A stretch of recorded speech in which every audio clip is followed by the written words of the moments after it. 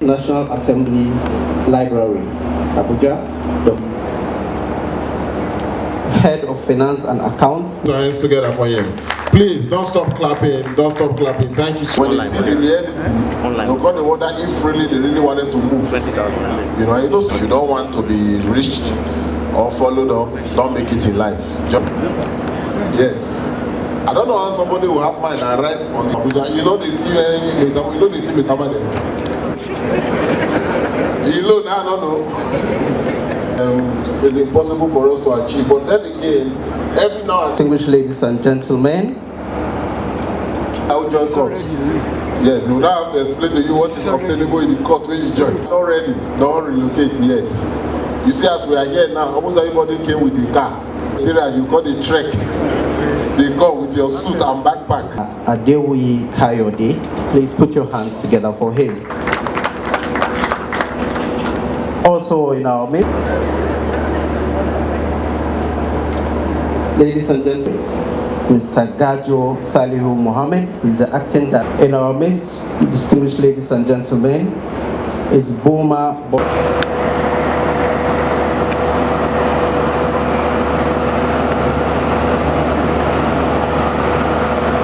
Yeah, because before you go, you don't sell your house here. And now if you go to very quickly for our first goodwill message tonight, help me put your hands. Recognize here present with us Mr. Olusegun Segusime MNI for her goodwill message. If you don't have ambitions, so you have nothing. Invited guests. Organizing this program forum with your taxpayers, which is an avenue for you to sensitize them on the new tax regime. A lot has been said on traditional media, social media, on the reforms, but I'm sure with the commencement of the implementation of reforms on the 1st of January, lots of salary earners in FCT can see that their taxes have come down. And I think we need to give a round of applause to Mr. President, who is the champion, advocate of reforms, which for the first time in the history of Nigeria is meant to protect the poor, is not meant to tax poverty, is meant to tax prosperity. I would like to say again,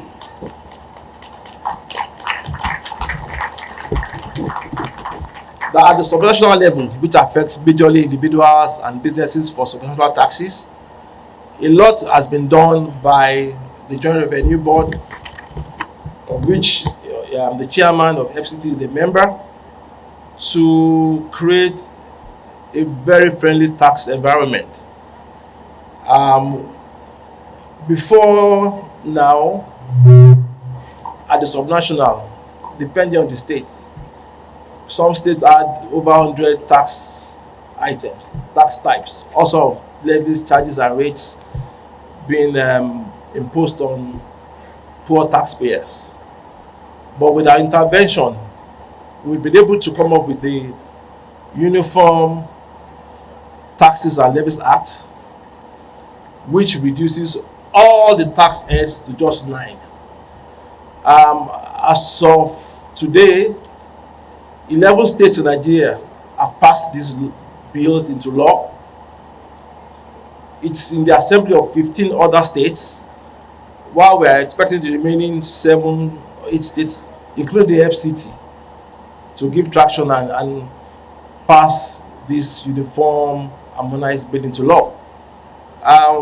By virtue of section 299 of the Constitution, the president is the governor of FCT, but he's designated his powers to the minister. The president is the champion and advocate of the reforms, and we had expected FCT to be the first state to domesticate the reforms we're embarking on. So I'd like to urge the FCT administration to please work with the FCTRS to domesticate these laws. It's very, very important that we do so. FCT should be the model jurisdiction where these laws are being implemented. The Taxes and Levies Act, which it's being passed across Nigeria right now, eliminates all sort of roadblocks clearly. What we have observed is that lately we have been inundated with all sorts of complaints by taxpayers in FCT. It seems that non-state actors are moving from other states because they are being chased out of other states, and they found FCT a jurisdiction to continue their nonsense. So I would like to urge, please, the FCTA, work with the FCTRS to please rid our roads of this nuisance. Our taxpayers need to be able to operate their businesses in an environment that will support the growth of their businesses in an environment that is friendly and conducive. So I'm urging the FCT administration again to work with the FCTRS. Please eliminate all sorts of nuisances on our roads. Work with the FCTRS to harmonize your taxes. We shouldn't have more than 9 tax heads in FCT, just like other jurisdictions in Nigeria. We should no more engage in cash collection of taxes, levies, and rates. We should deploy technology, please, for revenue administration. And finally, there are no more stickers. And I'm saying to the taxpayers here, any authority here that says they're acting on JTB or GR-based mandate to collect tax from you, it is a lie. Please, it is a lie. We have agreed at our last board meeting, your chairman was present in December, that no more stickers. No more stickers. We are replacing the sticker regime with what we call the single haulage fee. Very important. But the FCTRS cannot do this alone. So we are calling on the FCT administration, please work with your chairman. He's bent on also implementing the reforms here. But you need your support to be able to do so. So thank you very much. I will now go to the speech of the guest of honor, the executive chairman of the a livable, connected, and prosperous capital city, with the tagline revenue reform, digital administration, and infrastructure delivery. One of the major topical issues in Nigeria today is the state of our economy. But the economy of this country does not exist in a vacuum. The economy of this country is dependent on the cities that we have, the towns, the villages, and all the locations where Nigerians live and exist. Because it is from those areas or those locations where people live that we can generate the revenue, we can grow the GDP, and we can ultimately help the government to create this kind of cities that we all see when we travel out of this country or on television or wherever we look at them. Nigeria is lucky in the sense that we have had stable democracy for the past 27 years. A lot of our African neighbors are not that lucky. We have had, governments that have been able to transition peacefully. And that is the basic foundation for development in any society. With respect to the FCT, it may interest us to know that by February this year, the FCT is actually 50 years in conception. It was first conceived by the government of the late President Murtala Mohammed in 1976. And this February makes it exactly 50 years. And I know that a lot of us will say that Abuja, Federal Capital Territory, has not lived up to the expectation that might have, occurred in the minds of the founders. But I make bold to say that we have seen significant progress in the FCT, especially around infrastructural development, improvement in security, and social services in the last 3 years. Ladies and gentlemen, these developments that we have seen do not occur by accident. They occur by design. And they occur by the design of the leadership of the FCT, led by His Excellency, Barrister Nyesom Wike, CON, the Minister of the Federal Capital Territory. And the foundation upon which he's been able to do most of what he's done is the internally generated revenue that has been realized within the city itself. It is true that the FCT gets part funding from the federal allocation, but for those of us who are aware about federation allocation, what the FCT gets is 1% of the federal government allocation monthly.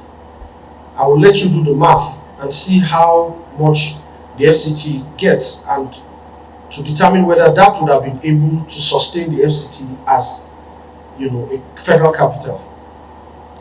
We are happy because the minister has given us significant support to be able to realize the revenues that help the city to begin to take a new look that it is taking. And this brings us to the issue of taxation. Various letters, documents, and treatises have been written about taxation. But we know that the fundamental, excuse me,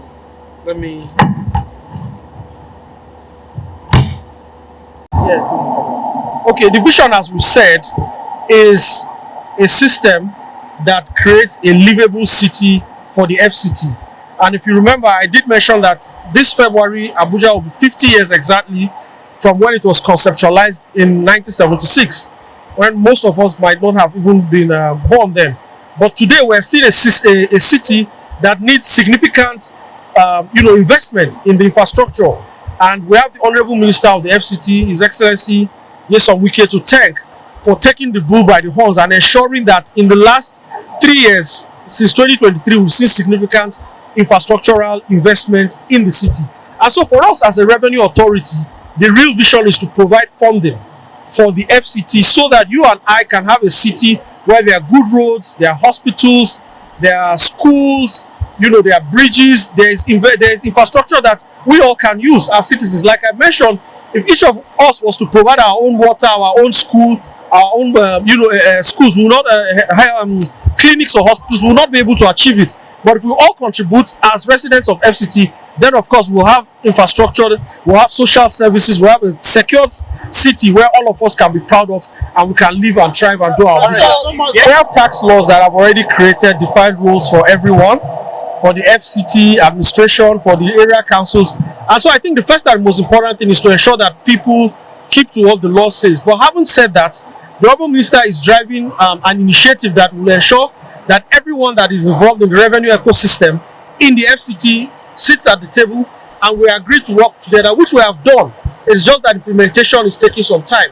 But all the issues around duplicity and multiplicity of taxes that you see within the FCT, I can tell you that in a very short while those things will be resolved. And one thing you can be sure is that the FCT IRS will be at the center of that, and we will drive this initiative and we will achieve it for all the residents of the FCT. Thank you. Everybody has their role.